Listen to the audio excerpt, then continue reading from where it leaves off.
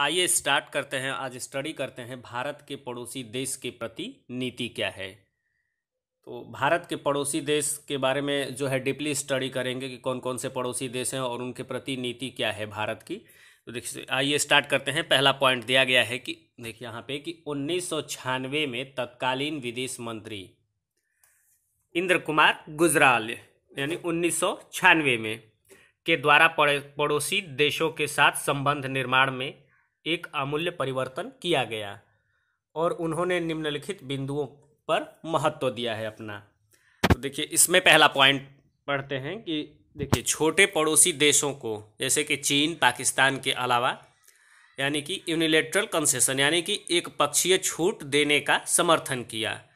उन्होंने कहा कि छोटे पड़ोसी देशों के साथ बराबरी का बर्ताव नहीं होना चाहिए। देखिए उन्होंने क्या कहा है कि छोटे पड़ोसी देशों के साथ बराबरी का बर्ताव नहीं होना चाहिए। और यहाँ पे थोड़ा सा इस फंडा को समझते हैं, बिग ब्रदर और एल्डर ब्रदर में अंतर।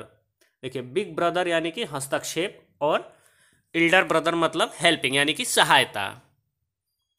आगे देखते हैं कि अतः छोटे पड़ोसी देशों के साथ भारत की भूमि एल्डर ब्रदर की होनी चाहिए, बिग ब्रदर की नहीं। यानी कि देखिए यहाँ पे बहुत ही इम्पोर्टेंट पॉइंट है कि अतः छोटे पड़ोसी देशों के साथ भारत की भूमि एल्डर ब्रदर की होनी चाहिए। एल्डर ब्रदर मतलब यानी कि हेल्पिंग नेचर रहना चाहिए, बिग ब्रदर की नहीं, यानी कि हस्तक्षेप नहीं करे। और इसी में नेक्स्ट पॉइंट है कि एक पक्षीय छूट देने के निम्नलिखित लाभ हैं। देखिए इसके लाभ के बारे में स्टडी करते हैं। इसमें पॉइंट दिया गया है कि दक्षिण एशिया में भारत का विशाल आकार है जबकि पड़ोसी देशों के आकार जनसंख्या अर्थव्यवस्था अत्यधिक छोटी है। देखिए इसको देखते हैं कि दक्षिण एशिया में भारत का विशाल आकार है जबकि पड़ोसी देशों के आकार जनसंख्या अर्थव्यवस्था अत्यधिक छोटी है। ये एक पक्षीय छूट देने के निम्नलिखित लाभ से पहला पॉइंट है।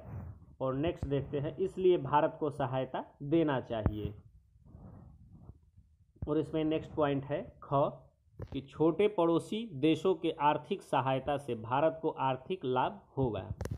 देखिए छोटे पड़ोसी देशों की आर्थिक सहायता से भारत को आर्थिक लाभ होगा क्योंकि वर्तमान उदारीकरण के युग में व्यापार पर बल दिया जा रहा है जैसे कि अब हो रहा है। तो आगे है कि छोटे पड़ोसी देशों के साथ व्यापार में भारत को लाभ होगा।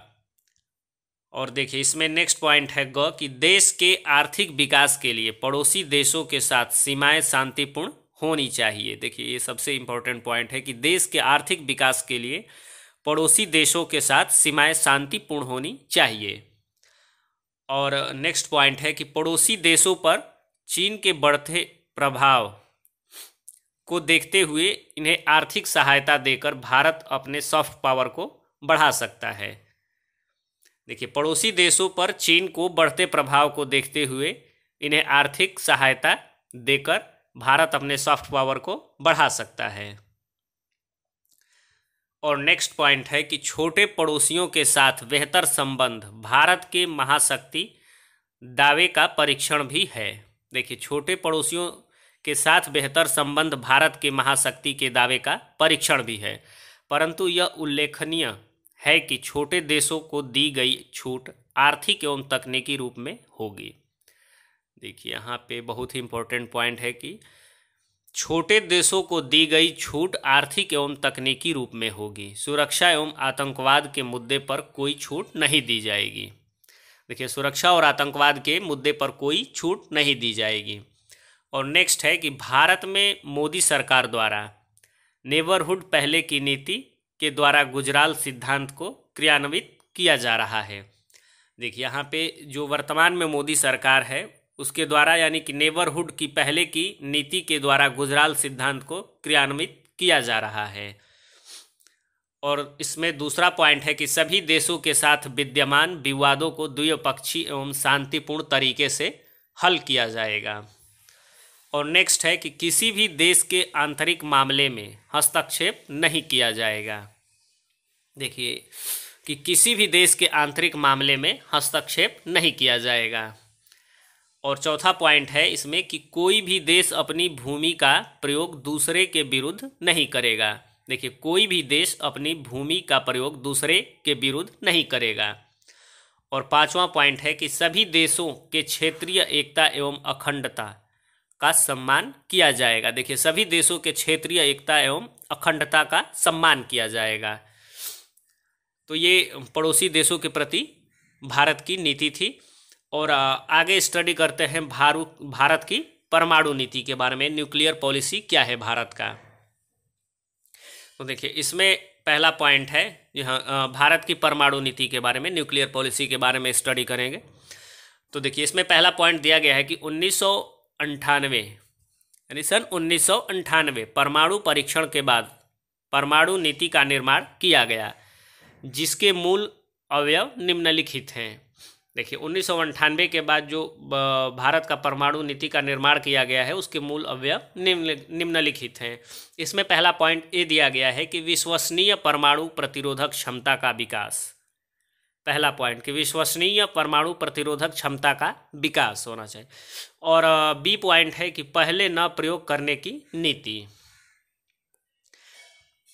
और सी है कि किसी भी गैर परमाणु शक्ति संपन्न देश पर परमाणु हथियारों से हमला नहीं किया जाएगा। देखिए, किसी भी गैर परमाणु शक्ति संपन्न देश पर परमाणु हथियारों से हमला नहीं किया जाएगा। यद्यपि रासायनिक जैविक हथियारों के आक्रमण के बाद भारत परमाणु हथियार से हमला कर सकता है। देखिए, किसी भी गैर परमाणु शक्ति संपन्न देश पर परमाणु हथियारों से हमला नहीं किया जाएगा। यद्यपि रासायनिक और जैविक हथियारों के आक्रमण के बाद भारत परमाणु हमला कर सकता है। और नेक्स्ट चलते हैं।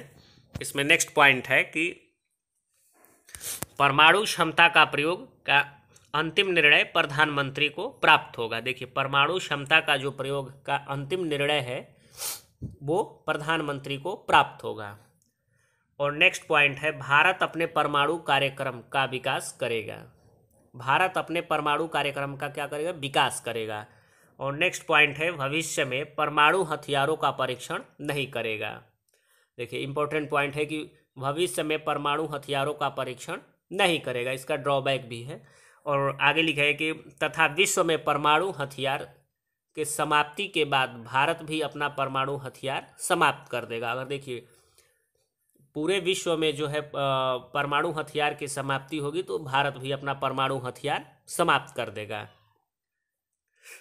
और भारत के द्वारा पहले न उपयोग न करने की नीति व्यवहारिक है। देखिए, भारत जो है परमाणु हमला पहले नहीं करेगा किसी पे, क्योंकि चीन भी इसे मानता है।